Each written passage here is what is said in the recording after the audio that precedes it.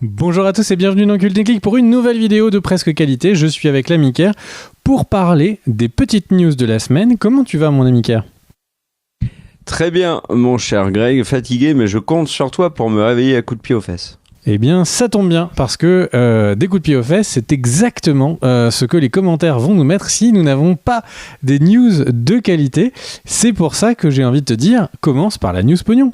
Eh ben oui, toujours commencer par ce qui est le plus important, c'est-à-dire les pépettes, avec beaucoup de choses à dire cette semaine dans la news pognon. Le premier élément, bien évidemment, c'est la sortie de Black Panther Wakanda Forever. Je vais faire un petit point français avant de passer sur l'US, parce qu'il y a plein de trucs à dire. C'est le meilleur démarrage de 2022 pour un film avec 1,5 million d'entrées alors pour le film qui est sorti mercredi jusqu'au dimanche. Donc c'est énorme comme démarrage. C'est devant Top Gun Maverick qui est le deuxième. C'est donc le meilleur démarrage de Marvel cette année. C'est très loin devant Black Adam. Vous verrez pourquoi je parle de Black Adam un peu après. Donc voilà, Black Panther Wakanda Forever démarre bien. C'est quasiment le double d'entrées au même niveau que Black Panther premier du nom. Donc ce film était attendu.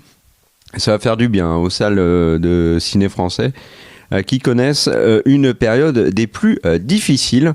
On en parlera plus tard. Côté succès français, saluons quand même la prestation de Novembre, le film de Cédric Jiménez avec Jean Dujardin, qui marche bien. Voilà, qui marche bien. Et on passe aux US avec quand même le carton du week-end. C'est Black Panther, bien évidemment, Wakanda Forever. Ça sorti 180 millions de dollars pour son premier week-end. On retrouve des chiffres qui s'approchent de ce qu'on a quasiment de mieux. Enfin, des très gros films pré-Covid. Alors c'est en dessous des Avengers et compagnie. C'est légèrement en dessous de Doctor Strange 2. C'est à noter que ça faisait longtemps qu'on n'avait pas eu des records qui tombent, et là on en a eu un. Le film a battu le plus gros démarrage de toute l'histoire d'un film sorti au mois de novembre. Alors novembre n'est pas un mois folichon, les deux gros mois de fin d'année c'est octobre et décembre. Là c'était un Hunger Games qui avait le record pour l'instant, et là c'est Wakanda Forever qui l'a détrôné. Le deuxième de la semaine c'est Black Adam, qui était à sa 4e semaine d'exploitation et qui a enregistré, face aux 180 millions de Black Panther, 8 millions. Donc c'est pas terrible, mais l'ami The Rock, alias Black Adam, il est fair play. Il a fait un tweet que j'ai trouvé particulièrement rigolo, puisqu'en fait il rappelle que il est Black Adam et que Black Adam est encore au cinéma. Il a dit a huge congratulations to the entire Black Panther team. Donc traduisons une hugue, des hugues congratulations à l'entièreté de la team Black Panther. Marvel Studios, Disney Studios. On rappelle que Dwayne Johnson milite pour un crossover Marvel Disney. C'est le plus gros démarrage pour un mois de novembre. Alors après, les smileys, c'est quoi ? Je les reconnais pas, mais il y a musclé. Ah oui, c'est clap, clap, clap. Il en a mis 4. Il a mis une bière, si j'ai bien vu, et un bras qui fait ça comme ça parce qu'il a des gros bras. Je suis super content pour le film qui cartonne à travers le monde, c'est génial. Je ne peux pas attendre de voir le film. Donc déjà il dit qu'il l'a pas vu, et il termine avec hashtag Black Adam. Pourquoi ? Parce que pourquoi est-ce que ça me fait un peu rire ? Parce que du coup Black Adam est en frontal, même s'il est sorti 4 semaines avant avec Black Panther, que la sortie de Black Panther marque définitivement la fin de carrière de Black Adam au cinéma, et que c'est un flop, on peut le dire, un gentil flop, mais un flop quand même. Aux US, Black Adam a fait 150 millions de dollars au total. Il a été donc balayé par Black Panther en 3 jours. 150 millions, ça rentabilise absolument pas le film. Et au niveau mondial, Black Adam, je le cherche, il est 11e de l'année avec 352 millions. Et Black Panther, en une petite semaine, moins d'une semaine, 5 jours, il est à 330 millions. Donc oui, Black Adam est un échec quand on voit la somme dépensée. Alors déjà le budget, puis la communication bien évidemment qui coûte très cher. Dwayne Johnson et DC espéraient faire de Black Adam le film qui allait être un peu le porte-étendard du renouveau de DC avant l'arrivée de Cavill dans le nouveau Superman. C'est un peu loupé. Voilà, autre sortie au box-office américain, Ticket to Paradise avec Clooney et George Clooney et Julia Roberts est à 50 millions, donc c'est franchement pas folichon.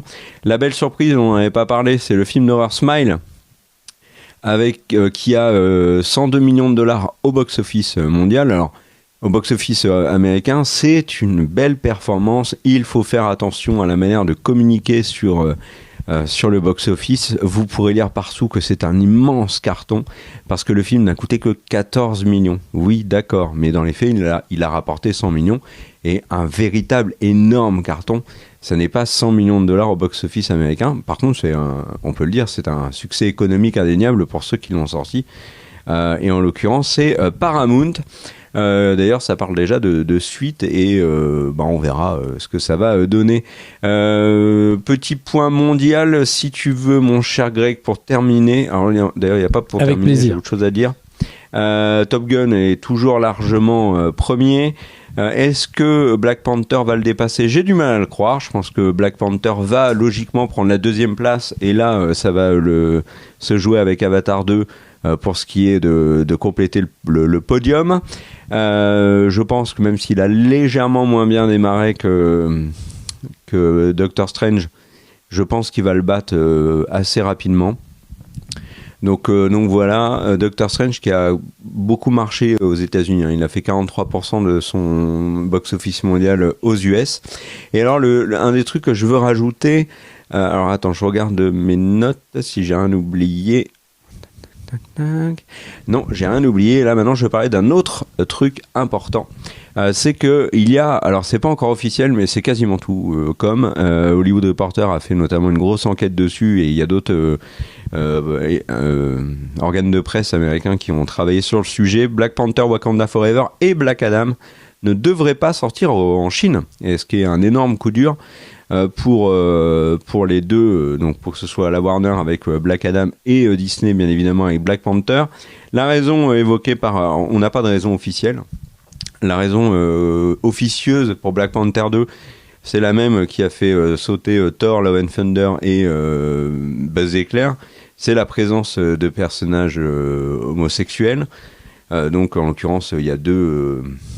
comment ils s'appellent ? J'oublie toujours. Les Dora, aide-moi, mon cher Greg. Dora l'Exploratrice ? Dans Wakanda. Non, dans Wakanda Forever. Les Dora. Les Dora Milaje. Voilà. Donc voilà.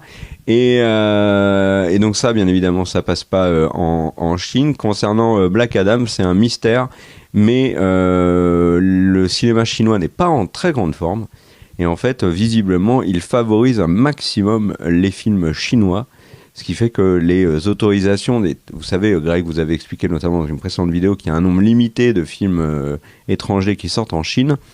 Et là, en l'occurrence, ça limite encore plus, et c'est encore plus drastique.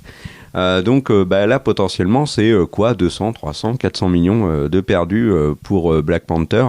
Et on va dire 100, 150 millions peut-être pour Black Adam. Donc ça représente quand même pas mal de sous. Voilà mon cher Greg. Alors moi j'ai une question à te poser mon cher Greg. Quelle est ta news de la semaine ? Je sais pas si c'est vraiment ma news de la semaine à proprement parler, mais en tout cas c'est celle qui m'a le plus marqué, le plus surpris. C'est tout simplement le décès de Kevin Conroy qui était ma voix de Batman. C'est le Batman de la série animée. C'est Batman sur de nombreux films d'animation particulièrement réussis, comme le Mask of the Phantasm. C'est vraiment de très loin mon interprétation. Est-ce que c'est mon interprétation préférée de Batman ? Ouais, je pense. et voilà, qui est décédé à 66 ans d'un cancer assez fulgurant. Et j'avoue que ça m'a marqué. Il a encore donné plein d'interviews il n'y a pas si longtemps que ça sur le fait qu'il revenait pendant quelques temps. Il avait été un peu boudé par Warner, et puis là il revenait sur des choses. Donc franchement, voilà, c'est la news qui m'a marqué. Et bien du coup, ma deuxième news, c'est tout simplement que c'est pas vraiment une news pareille, c'est plus un petit mot pour les gens que ça intéresse. Il y a les scénarios, les scripts des 3 Hobbits, des 3 films Hobbits qui sont sortis en ligne sur le site qui s'appelle The Script d'Edit, donc The Script avec un E à la fin, D-E-D-I-T. Et si vous tapez ça sur Google, vous le trouverez tout de suite. Et il y a il y a 4 versions des scripts. Il y a des versions qui sont donc les vraies versions officielles. Il y a des transcripts, donc les personnes qui ont retapé l'intégralité du script. Et il y a une version, un espèce de livre qui a été refait des 3 scripts les uns à la suite des autres pour en faire comme si ça avait été ça le vrai livre du Hobbit. Et du coup, pour tous ceux qui sont fans, le site a énormément d'autres scénarios, donc je vous invite à y aller. Est-ce que tu veux faire une nouvelle news, mon cher Kerr ? Eh ben moi, mon cher Greg, je vais passer à ma news de la semaine avec une annulation, celle de Westworld, la série HBO qui devait se conclure à la fin de la prochaine saison, la saison 5. Eh ben cette dernière saison, elle n'existera pas, parce que HBO a décidé de tirer un trait dessus. Ça s'arrête à la saison 4. Coup dur pour cette série HBO majeure qui a été lancée, on le rappelle, pour être la grande série HBO qui allait pas dépasser, mais en tout cas succéder à Game of Thrones, notamment en termes d'ambition, en termes de fame, avec un casting incroyable, quand même. Annuler une série qui a au casting Tessa Thompson, qui a eu Anthony Hopkins, qui a Ed Harris, qui a Fandu Newton, Jeffrey Wright. Enfin, c'est une série qui avait un énorme casting, qui a ajouté en plus Aaron Paul de Breaking Bad. Enfin, une fabuleuse musique avec Ramin Djawadi notamment, qui a fait un travail extraordinaire aussi sur la saison 4.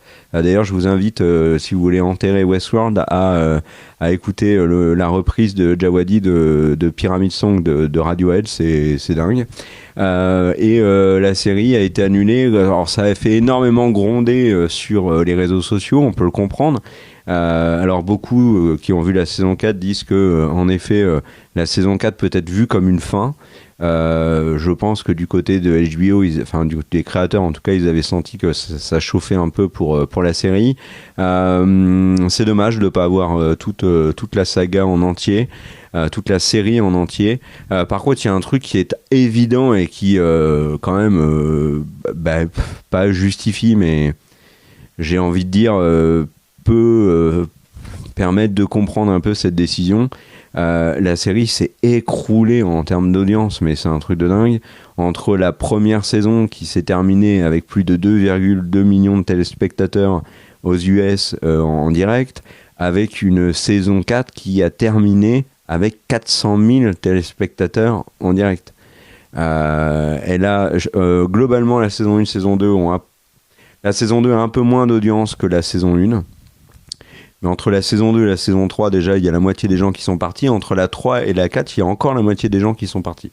Donc, échec en termes d'audience. Par contre, en termes de qualité d'œuvre, Westworld marquera largement les esprits. Et je pense que cette annulation fait partie vraiment des 4 grosses annulations qui me viennent en tête sur HBO. Alors, HBO n'est pas habitué à nous annuler des séries. Par contre, quand ils le font, ça fait mal. Il y avait l'extraordinaire série de western qui s'appelait et je vous invite à regarder, qui s'appelait Deadwood, notamment avec Timothy Olyphant, qui était absolument fabuleuse et qui a été annulée aussi et qui a eu bien des années après un téléfilm. Il y a eu Rome, bien évidemment, qui a été prévu pour 5 saisons et qui a été arrêtée au bout de 2 saisons parce qu'elle coûtait trop cher. Série extraordinaire aussi, je vous invite à la regarder. Et puis l'année dernière, Lovecraft Country, gros casting, alors notamment avec l'acteur qui joue Kang, avec l'actrice dont j'ai oublié le nom, mais qui jouait dans Friday Night Lights et qu'on a vu récemment dans le film Lou, qui est extraordinaire aussi, qui joue Black Canary dans Birds of Prey. La série a eu des nominations aux Emmy, meilleure série dramatique, etc. Pouf, annulé. Donc voilà, il y a des séries comme ça qui sont shootées par HBO. Ça, c'est pas facile. Quand c'est un vrai échec en termes de critique et d'accueil public, on peut le comprendre. C'était le cas de Vinyle notamment. Là, Westworld, ils étaient juste à une saison de la fin, donc c'est dommage. Voilà, moi j'en fais une deuxième avec pas ce qui est pour l'instant un adieu, mais presque. Puisque en fait on a appris aujourd'hui, et quand la vidéo va sortir, logiquement il y aura peut-être eu du nouveau sur ce dossier là, mais c'est quelque chose qu'il faut évoquer. C'est Salto. Salto, en fait, la plateforme française qui a du mal à sauter très haut, risque de fermer, et elle pourrait fermer très vite. En fait, là il y a des rumeurs de fermeture dès le mois de novembre. Fin du mois. Pourquoi ? C'est très simple. La plateforme a, et c'est là où c'est étonnant, quand même pas mal de contenu. De fait, comme elle achète pas mal de contenu, elle n'est pas rentable parce qu'il n'y a pas assez d'abonnés, et pourtant ils sont pas loin du million d'abonnés. Ils sont confrontés à de gros problèmes. Le premier, c'est que en fait, les FAI n'ont pas du tout joué le jeu en mettant sur les box télé Salto. Il n'y a que Bouygues qui l'a fait, et Bouygues appartenant à TF1. Et TF1 étant copropriétaire de Salto, ça on comprend, mais SFR, Free, Orange ne donnent pas accès à Salto, et je crois qu'il y a Xbox qui le fait aussi, l'accès à Salto, mais enfin c'est très compliqué d'accéder à Salto sur votre télé. L'autre problème, c'est que vraiment Salto avait un bel avenir devant lui, avec la fusion TF1-M6, mais vous savez que, alors je sais plus quel organe de la concurrence a dit non merci, et du coup la fusion entre les deux chaînes n'est pas possible, et ça a complètement changé la stratégie de TF1 et d'M6, qui ont décidé de se focaliser à fond sur leur propre réseau de replay, et notamment en mettant des séries qu'ils diffusent eux sur l'antenne, et de plus envoyer le contenu sur Salto, et du coup Salto est vraiment vraiment menacé. Donc une plateforme qui est pas rentable, qui est mal distribuée, qui commence à être lâchée par TF1 et M6, comme la plateforme est possédée par France Télévisions, TF1 et M6, et qu'en plus vous savez qu'avec la fin de la redevance télé, mais même France Télé, ils soutiennent pas Salto particulièrement de les contenus. Ah ben non, c'est ce que j'allais dire, mais en plus ça va être encore pire. Leur plateforme. Oui, puis ça va être encore pire, parce que vous savez qu'avec la suppression de la redevance télé, ça va être le gouvernement qui va décider les sommes allouées à tel ou tel, à Radio France, à Salto, etc. Donc le budget de Salto peut-être n'existera plus. Donc Salto est très, très menacé. Les dirigeants doivent se rencontrer dans la semaine où nous parlons. Normalement, la vidéo sort très vite après l'enregistrement, donc c'est dans la semaine où vous regardez cette vidéo très logiquement, et en fin novembre, ça devrait normalement être acté. Alors peut-être fin d'année pour Salto. Salto qui a eu des belles séries, hein, et du coup il y a du beau contenu à récupérer quand même. Par exemple, la dernière saison de Fargo était sur Salto, ce qui était d'ailleurs très décevant pour ceux qui avaient Netflix et qui avaient suivi Fargo sur Netflix. Ils ont eu également, par exemple, tu te rappelles la réunion Friends, la réunion Harry Potter, enfin il y avait du contenu. Voilà. À toi, mon cher. Écoute, merci. Du coup, moi, j'ai enchaîné avec une news Walking Dead, série dont on n'a pas parlé depuis longtemps sur la chaîne. C'est pour dire qu'il y a des informations sur le fameux spin-off avec Daryl. Donc, pour ceux qui se souviennent, on avait couvert à un moment qui était en discussion, qui a un spin-off entre Daryl et Carol. Et en fait, donc Carol ne sera pas de la partie. Ça va s'appeler Walking Dead Daryl Dixon. Et le spin-off va être effectivement une toute nouvelle approche, et une approche qui va être très proche de nous. Pourquoi ? Eh bien parce que Daryl, en fait, va se balader dans le monde post-apo de Walking Dead, mais en France. Et donc c'est sur les chemins, c'est sur nos petits chemins de France que ça va se balader. Et du coup, il y a une info marrante, c'est que donc il y a 2 acteurs qui vont être, donc ça va être un groupe de 3 qui va les suivre. Et du coup, le premier acteur, ça va être, enfin la première actrice, c'est Clémence Poésy qui va être avec lui. Et là, donc il va effectivement jouer une Française qui est perdue dans ce monde post-apo.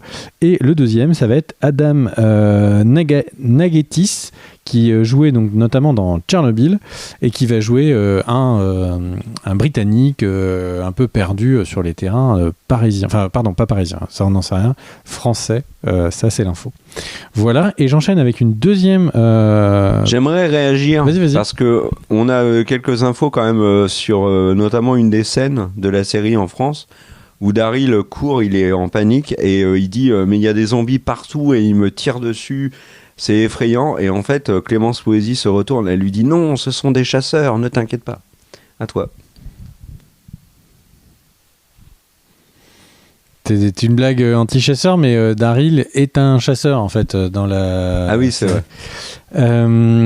Donc le truc c'est que on enquille. Donc ensuite la deuxième chose c'est, est-ce que tu sais qui a réalisé, est-ce que tu peux mettre le double écran ma chère Daniel, j'ai une question pour toi, qui a réalisé l'étrange Noël de Monsieur Jack? Officiellement Tim Burton, mais officieusement on sait depuis longtemps que c'est Henry Selick. Voilà, et donc c'est exactement l'information qui est importante. Alors c'est officiellement et officieusement, ce n'est pas Tim Burton le réalisateur, et du coup donc Henry Selick là tout de suite a répondu à une interview en disant que bon, ça commence un peu à le titiller, le fait que encore maintenant le film est considéré comme un film de Tim Burton, et en fait la faute à la promotion. Donc Tim Burton est une personne qui a designé les personnages, qui a écrit une partie de l'histoire. C'est pas lui qui l'a adapté. Et en fait, ce cher Henry Selick dit que déjà on a forcé la communication autour du film en disant A Tim Burton's Movie dans la communication, ce qui normalement ne se fait pas, puisque c'est le film du réalisateur et pas d'un des auteurs. Et il se rend compte qu'en fait avec le temps ça n'a jamais changé, Tim Burton étant un nom qui est bien plus bankable que lui, et il s'est par pure communication il s'est fait déposséder de son film. Ouais, les méandres. Mais moi j'ai une autre question. J'ai une autre question, mon cher Greg. Sais-tu qui a réalisé Édouard Main d'Argent? C'est Tim Burton. Oui, là, cette fois c'est vraiment Tim Burton, c'est dingue. C'est à toi. Ah, eh ben moi je vais vous parler de The Sandman. Alors Sandman, attention, hein, pas le morceau de Metallica malheureusement, mais je vais vous parler de The Sandman, la série Netflix, que Greg, je peux le dire sans trahir la confiance que tu me portes, tu as bien aimé, on peut le dire. Ouais, carrément. Globalement, moi je l'ai trouvé sympathique, mais quand même très chiante. Et en fait, il y aura une saison 2, elle a tardé l'officialisation, mais elle est bien arrivée sur la table. The Sandman, saison 2, ça va arriver. Ce qui n'arrivera pas, c'est quelque chose qu'on avait évoqué il y a quelques années. Alors on va pas vous dire quand, mais si vous voulez regarder toutes les vidéos news de la chaîne, vous pouvez pour retrouver cette info. Mais on vous avait dit que Margot Robbie était attachée au développement d'un film Pirates des Caraïbes. Il y avait même 2 films qui étaient lancés. Je crois qu'il y en avait un avec, je sais plus qui c'était l'actrice. Il y avait Kaya Scodelario, je crois, sur un, et Margot Robbie sur un autre. En fait, le film sur Margot Robbie était un spin-off de la saga, et Kaya Scodelario normalement devait refaire un film majeur Pirates des Caraïbes dans la suite, mais toujours sans Johnny Depp. Et en fait, dans Vanity Fair, Margot Robbie a dit que, alors je crois que c'était pour la promo d'Amsterdam, elle a dit que non, en fait, c'était complètement annulé, qu'elle n'avait pas de nouvelles. Elle a juste dit, moi, je pense qu'ils ne veulent pas le faire, ce film. Donc voilà, pas de film Pirates des Caraïbes avec Margot Robbie, qui est passée à autre chose. Et un des prochains films qu'on verra avec elle, c'est Barbie, qui intrigue tout le monde, notamment le film avec Ryan Gosling en Ken. Et c'est réalisé par Greta Gerwig, j'allais dire Greta Thunberg, mais non, c'est pas la même Greta. Et puisque je parle de Margot Robbie, je vais parler d'Aubrey Plaza maintenant. Il n'y a aucun rapport, mais parfois il faut savoir improviser sur les transitions. Aubrey Plaza, l'actrice de Parks and Recreation, qu'on a vu récemment dans Emily in the Criminal, film sympatoche. Et Aubrey Plaza, elle a rejoint, vous le savez peut-être, la série Agatha Coven of Chaos, donc sur Agatha Harkness, qu'on a vu dans WandaVision. Et elle a clairement dit en interview qu'elle avait rejoint la série uniquement pour pouvoir jouer avec Catherine Hahn, qui est donc Agatha Harkness. Catherine Hahn qui se fait de plus en plus un nom à Hollywood. On la verra notamment dans le prochain film avec Daniel Craig et par le réalisateur de Ryan... comment celui qui salope notre salon là, tu te rappelles? Ryan Johnson de Star Wars. Donc c'est la suite de... je l'ai pas vu ce film, donc je connais pas le titre. Aide-moi. C'est Couteau tiré. Voilà, la suite d'À couteau tiré. Knives Out. Voilà. À toi, mon cher Greg. Bah, tu me parles de Ryan Johnson et puis ça rebondit puisque justement il est dans la promotion donc du coup de À couteau tiré 2 et Ryan Johnson en fait certains ne le savent peut-être pas, mais c'est celui qui a fait The Last Jedi, un film qui est très cher au cœur de bien des gens. À notre cœur, oui. Et en fait, donc et dans les interviews, nombreuses fois, ils m'ont demandé où était sa trilogie autour de Star Wars. Et du coup, il donne des réponses comme ça, par-ci par-là. Il répond à la question. Déjà, il dit que ça lui briserait le cœur si vraiment c'était fini son travail sur Star Wars et qu'il n'a qu'une hâte, c'est de retourner dans le bac à sable qu'est cet univers. Ok. Et le deuxième truc, c'est qu'il a répondu de manière beaucoup plus précise en disant qu'il a, donc dans une interview qu'il a donnée il y a quelques jours, en disant qu'il a parlé avec Kathleen Kennedy, donc la boss de Lucasfilm, et qu'ils sont toujours en discussion à propos de ces films, qu'il a tellement eu une expérience magnifique à faire The Last Jedi, qu'il espère que ça continuera et que pour l'instant, la seule raison qui fait que ça a été reporté, c'est pas la bonne personne, Daniel, et la seule raison qui fait que ça a été reporté, c'est tout simplement que eh bien, ce serait pour des questions de timing et de son deal sur les Knives Out avec Netflix. Et en fait, donc, cet article qui était du Hollywood Reporter, si je ne me trompe pas, rappelait que The Last Jedi a quand même fait 1,3 milliard au box-office et qu'il est très loin d'être considéré comme un échec à Hollywood. Alors... oui, d'accord, mais c'est bien gentil tout ça, mais il a fait 1,3 milliard parce que c'était la suite de The Force Awakens, qui est un des plus gros succès de l'histoire du cinéma. À l'époque, 1,3 milliard, on avait déjà dit que c'était très en dessous de ce qu'on pouvait imaginer sur un Star Wars, surtout de la trilogie portée par Skywalker, Solo et Skywalker. Bref, tu m'as compris. Je t'ai compris, et le truc c'est qu'en fait il y a des parallèles donc, dans certains articles de presse que j'ai pu voir qui me font flipper, dans lesquels ils disent non mais le public avait dit que c'était pas si bien que ça la menace fantôme, et puis des années après ils disent que c'est génial, et là au final c'est un film qui est quand même un gros succès au box-office, et donc j'ai très peur. J'ai très peur qu'ils reviennent par la petite porte dans Star Wars, surtout qu'en ce moment Star Wars, la communication égale 0. Des nouvelles séries d'animation de Filoni apparaissent sur Disney+, il y a quasiment aucune com, il y a carrément un film... Tu sais que Tales of the Jedi est un carton. De quoi ? Tales of the Jedi est un carton. Alors que ça a été soutenu par une communication proche du néant. Oui. Y a je suis tout à fait d'accord. Un court-métrage d'animation autour de Grogu du studio Ghibli, personne n'a jamais entendu parler avant qu'il sorte. Ça aurait pu être un événement, et en fait, moi qui l'ai vu, je comprends pourquoi c'est pas un événement. C'est un tout petit court-métrage. Mais non, mais c'est du Star Wars. C'est du contenu Star Wars. Avant, le contenu Star Wars, c'était censé être le pinacle de l'univers.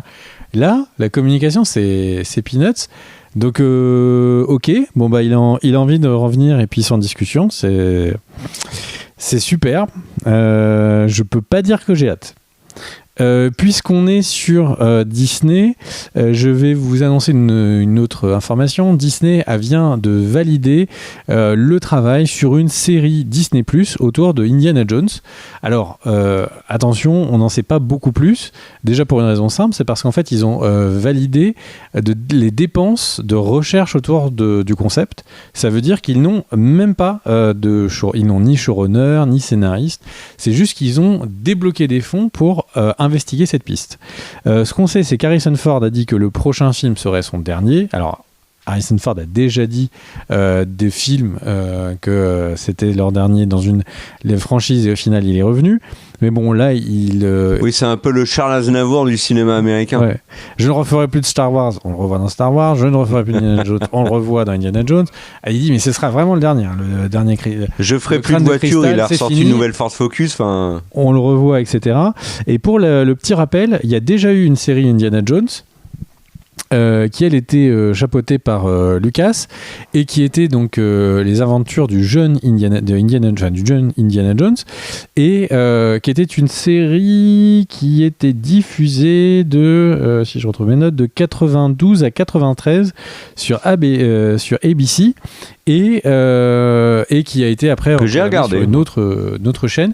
Il y a la chaîne YouTube de Monsieur Mea, MEA, qui a fait une rétrospective de vraiment making of de comment cette série Indiana Jones avait été utilisée pour faire les prémices, créer les trucages qui ont permis ensuite de faire la trilogie Star Wars 1, 2, 3. Et c'est hyper intéressant à regarder. Je vous conseille de regarder cette vidéo. Voilà. Est-ce que tu as envie de réagir de ce retour possible de Ryan Johnson ou de Indiana Jones? Non. Arrête-toi là. Tu m'as donné la transition parfaite puisque tu as parlé d'Harrison Ford et moi je vais vous parler d'Harrison Ford. On enregistre le 14, pour être honnête avec vous. Et le 13, dans la nuit, c'était le retour de Yellowstone, énorme série américaine. C'est un des plus gros succès aux US, véritable phénomène, porté par Kevin Costner, qui a donc eu une diffusion notamment simultanée en France, je ne sais plus sur quelle plateforme, mais enfin on s'en fout. Et figurez-vous que à côté de l'énorme succès qu'est Yellowstone, il y a déjà eu un premier spin-off. Et là, il y a un deuxième spin-off qui arrive avec au casting du spin-off, mon cher Greg. Attention, accroche-toi bien. Harrison Ford et Hélène Mirren. Donc, vraiment des grosses pointures. Donc voilà. D'ailleurs, il y a un truc qui est marrant, c'est qu'Hélène Mirren joue la méchante dans le prochain Shazam et dans la bande-annonce. Donc Hélène Mirren a aussi joué dans les Fast and Furious, hein, c'est la mère de Jason Statham et dans la bande-annonce de Shazam, t'as Shazam qui lui dit ah ouais c'est comme dans Fast and Furious, donc moi je me suis dit wow, mais il faut une référence à son rôle et il lui dit non, l'important c'est la famille. Enfin bon voilà, j'ai trouvé le clin d'œil rigolo. Et pour revenir sur Yellowstone, le spin-off s'appellera 1923. Alors bien évidemment, le titre ne sera pas en français, avec Harrison Ford et Hélène Mirren au casting, avec également James Badgel qui était le héros de l'excellente série HBO The Pacific. On a également un acteur vous connaissez bien qui est Jérôme Flynn qui a joué Bronn dans Goth, le fidèle bras droit de Tyrion et ensuite de Jamie. Enfin bref, il y a Robert Patrick également. Enfin, il y a du beau monde dans cette série qui se concentrera sur la famille Dutton toujours, mais cette fois dans les années 20 avec donc la prohibition et la Grande Dépression. Donc ça s'annonce dingue comme le début de Yellowstone, un peu moins la dernière saison mais bon. Et la diffusion ça va commencer le 18 décembre 2022. Voilà pour Yellowstone. J'en fais une petite deuxième si tu le permets pour parler d'un truc qui va te faire plaisir mon cher Greg. C'est ma dernière news d'ailleurs. C'est les audiences figure-toi alors attends, je retrouve mon petit truc. Il y a Variety qui a décidé de mettre les pieds dans le plat et qui a fait un gros article sur les audiences de The Rings of Power face aux audiences d'House of the Dragon et qui a évoqué avec une certaine ironie le silence radio d'Amazon, voire certains propos totalement ubuesques d'Amazon sur les audiences. Ils ont donc utilisé l'Institut Nielsen pour obtenir ces audiences-là. Et il s'avère que la série House of the Dragon a commencé vraiment doucement en termes d'audience. Alors les chiffres, je vais avoir du mal à vous les lire, donc parce que le tableau est un peu bon. Voilà, mais globalement, ça commence assez bas pour House of the Dragon, ça monte. D'un côté, The Rings of Power commence très haut, c'est-à-dire que le premier épisode de The Rings of Power n'a été battu par aucun autre épisode de la série, mais aussi aucun épisode de House of the Dragon. Par contre, ça chute énormément. Sur l'épisode 3, par exemple, les deux séries sont... quand c'est diffusé, l'épisode 3 de The Rings of War, il y a un décalage de 3 épisodes. Donc on est à l'épisode de 5 donc de 2 épisodes. On est à l'épisode 5 d'House of the Dragon, fait la même audience que l'épisode 3 de The Rings of Power. L'épisode suivant de House of the Dragon, l'épisode 6, fait une plus grosse audience que l'épisode 4 de The Rings of Power. Et ensuite, ça descend un tout petit peu pour House of the Dragon. Ça remonte légèrement pour The Rings of Power. Et The Rings of Power remonte un peu sur le dernier épisode.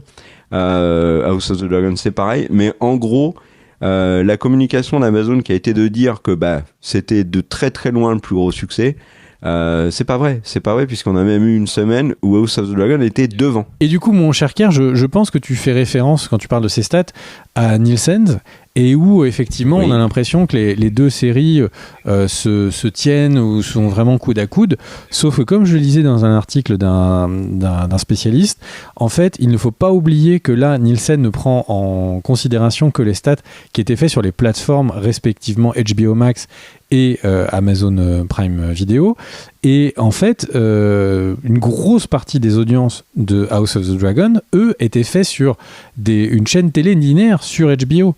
Et donc, quand on est en train de comparer les audiences en disant oui, mais House of the Dragon, c'est quasiment au coude à coude avec The Ring of Power, en fait, c'est entièrement faux, puisque c'est de compter qu'une partie de l'audience de House of the Dragon et pas les audiences télé qui étaient très fortes.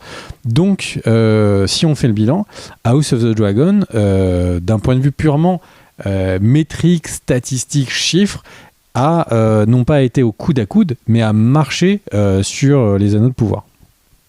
Les chiffres aussi des plateformes illégales, on vous invite pas à télécharger illégalement, bien évidemment, donnent aussi un intérêt beaucoup plus grand pour House of the Dragon que Rings of Power, avec un intérêt quand même plus fort. Enfin, plus fort. Il y a une vraie remontée pour le dernier épisode de The Rings of Power avec la révélation Sauron, etc. Mais oui, en effet, et le truc qui était intéressant, notamment dans cet article et dans tous les articles qui ont analysé cet article, c'est la communication d'Amazon sur les chiffres. En fait, c'est le silence total quand, au final, il y a les vrais chiffres qui tombent. La communication sur c'est un carton, personne nous bat, c'est le plus gros succès de l'année quand il n'y a pas de chiffres en fait pour confirmer. D'ailleurs, on a une vidéo qui va sortir sur la chaîne sur la communication d'Amazon. Alors, on ne parle pas de ces audiences-là, nous on parle d'autres points, mais on vous invitera à la regarder. Si vous voulez, il y a un comparatif en mode plutôt détente entre les deux séries qui est déjà dispo sur la chaîne. Et je vais rajouter des petits éléments que j'ai trouvé intéressants que donne Nielsen. Donc, 42% des gens qui ont regardé The Rings of Power avaient plus de 50 ans. 35% des gens qui ont regardé House of the Dragon avaient entre 18 et 34 ans, donc c'est pas du tout la même cible déjà. Donc le pic, on va dire la partie la plus importante, le pourcentage le plus important n'est pas le même. Ce qui est intéressant, c'est que 40% des gens qui ont regardé House of the Dragon ont également regardé The Rings of Power. Et seulement 35% des gens une différence, 35% des gens qui ont regardé The Rings of Power qui ont regardé House of the Dragon.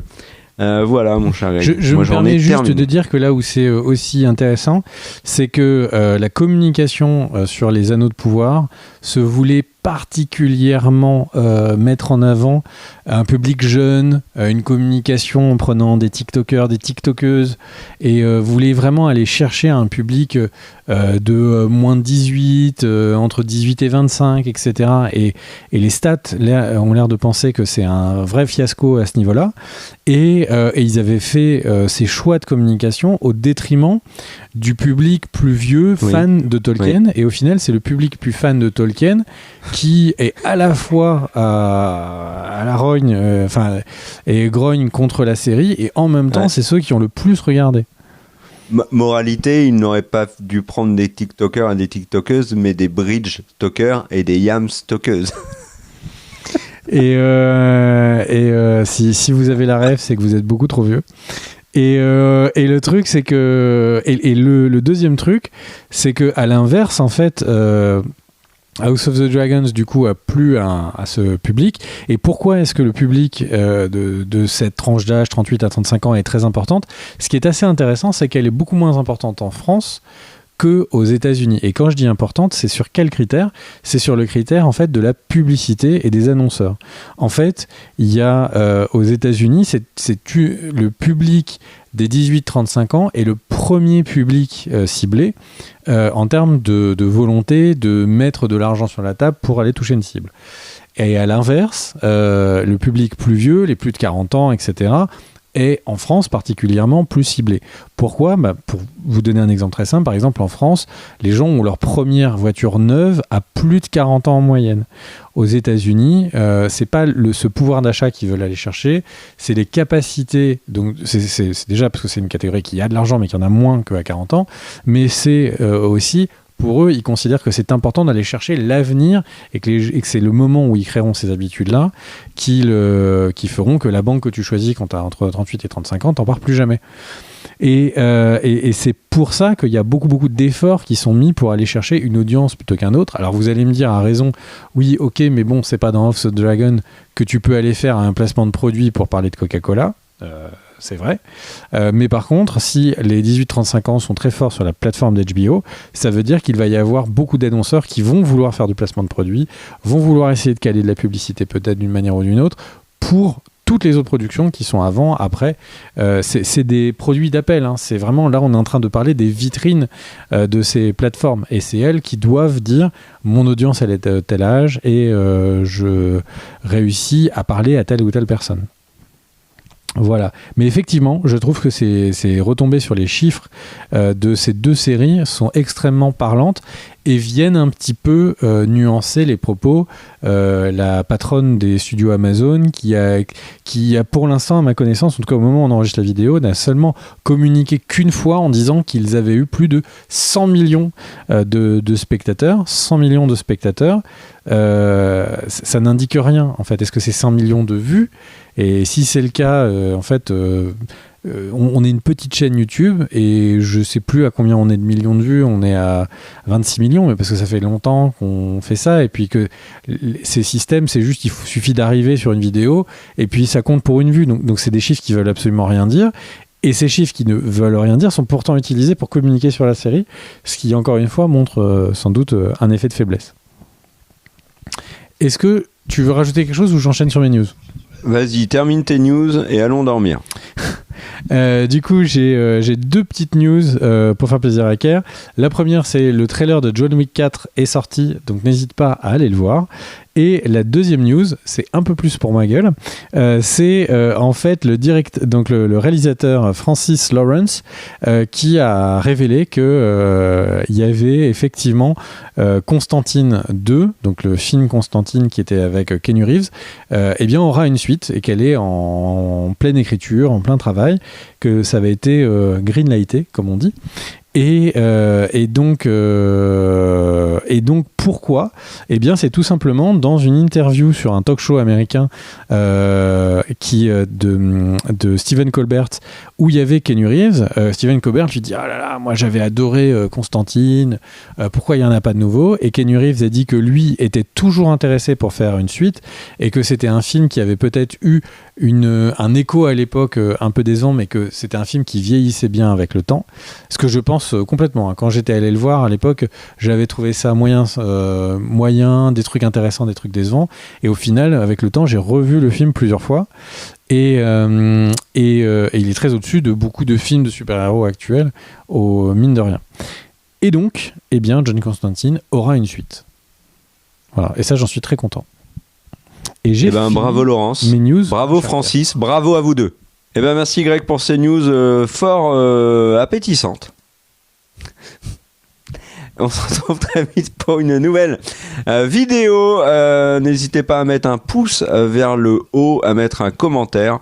Merci aux tipeurs qui nous aident beaucoup. Si vous voulez faire partie de l'aventure Tipeee, n'hésitez pas, il y a le lien dans la vidéo. Et on se retrouve très vite pour de nouvelles vidéos. Ciao!